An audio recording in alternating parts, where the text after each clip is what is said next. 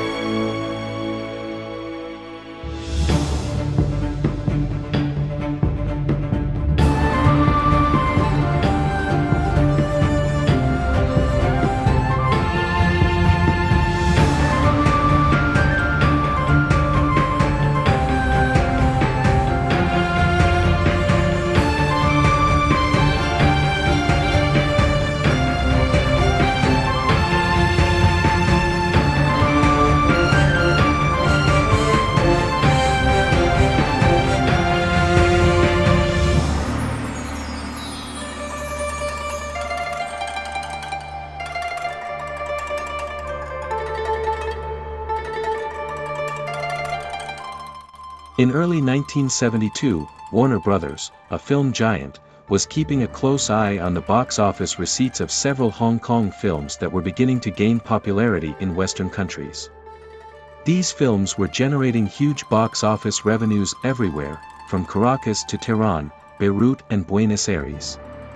They decided to take a chance and import some of these films from the Far Eastern Film Company, Shaw Brothers. Additionally, they had an open option on a young Chinese actor with experience in American cinema, who at the time was breaking records in Eastern cinema, Bruce Lee.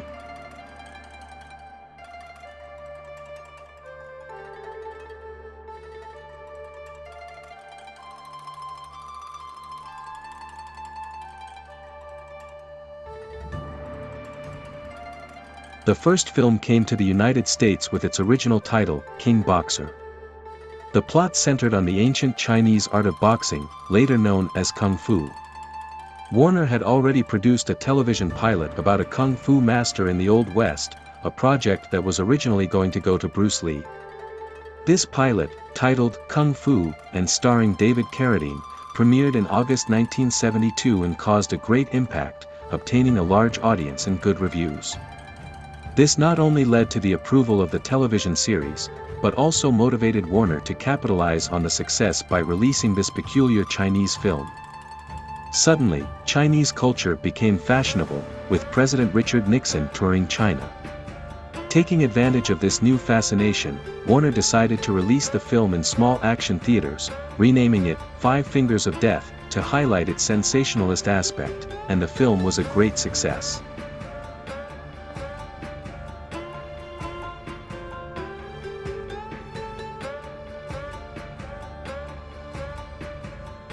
Initially, thanks to word of mouth from shocked viewers who saw the first screenings and, later, increased publicity, the film quickly rose to the top of Variety magazine's list of highest-grossing films, considered the Bible of cinema. The film, which had cost just $300,000, recouped $3.8 million in rentals in the United States and $1.5 million in Italy, before continuing its success in London's West End and the rest of the United Kingdom. What were those first adrenaline-filled screenings like? Serafim Karalexis, an independent film producer, attended a morning screening filled with enthusiastic and loud fans. He later commented, "My God, the movie will make millions," and then flew to Hong Kong to buy another Shaw Brothers film, The Duel, also known as Duel of the Iron Fist, which he also distributed with great success.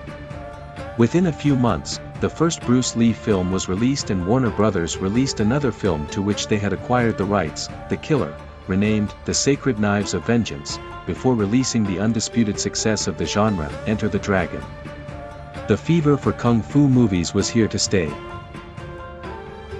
Born in Malaysia, Lo Lieh joined the Shaw Brothers studio system in 1964. From among hundreds of aspiring acting trainees, Lo was one of 4 selected, along with future Hong Kong star Wang Yu. They both appeared in several films, including the fencing film Golden Swallow, also known as The Girl with the Thunderbolt Kick, 1969, and Wang's directorial debut, The Chinese Boxer, also known as Hammer of God, 1969, where Lo played a karate-savvy Japanese villain who confronts Wang in the climax. It is widely recognized that this film began the modern cycle of kung fu cinema. King Boxer enriched Wang's film by incorporating the tournament as a context, an element that became recurrent in this type of film. Following the film's global success, noted Italian producer Carl Ponti hired Lo to star opposite American star Lee Van Cleef in the spaghetti western Blood Money, also known as The Stranger and the Gunfighter, 1974, where Lo gave a remarkable performance with hints of comedy and spoke fluent English. When the West's initial interest in Hong Kong's cinema waned, Lo continued to participate in local productions in various roles and eventually became a director with Clan of the White Lotus, 1980. Chung Chang-Wha, the director of King Boxer, made only a few more films in Hong Kong before returning to his native Korea to continue his career. The film is notable because it does not present an foreign perspective, resembles any other Shaw Brothers production of that era.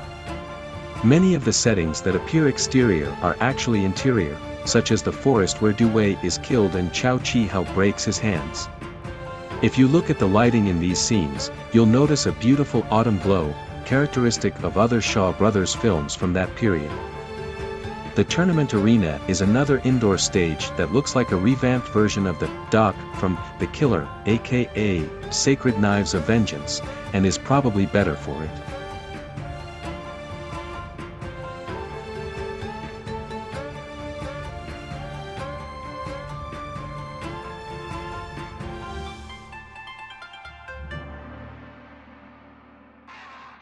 The fight choreography, while not revolutionary, has some standout moments, such as the famous slow-motion headbutt and the final duel between Chow and Okada.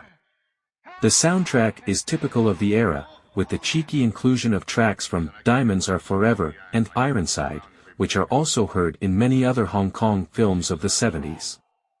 The main theme is an emotional piece and dramatic, which is repeated as Chow Chi-hao heads determinedly to the inn to take revenge on Cheng Lang. Another notable piece almost sounds like the introduction to a South American national anthem. When King Boxer was released in the United States, Tatum O'Neal, a 10-year-old girl who had just hit the big time with Paper Moon, mentioned it as her favorite movie. In the United Kingdom, following the success of King Boxer, South African karateka Steve Arniel, who lived in Britain, impressed audiences with his demonstrations, including the famous sword catch technique shown in the film.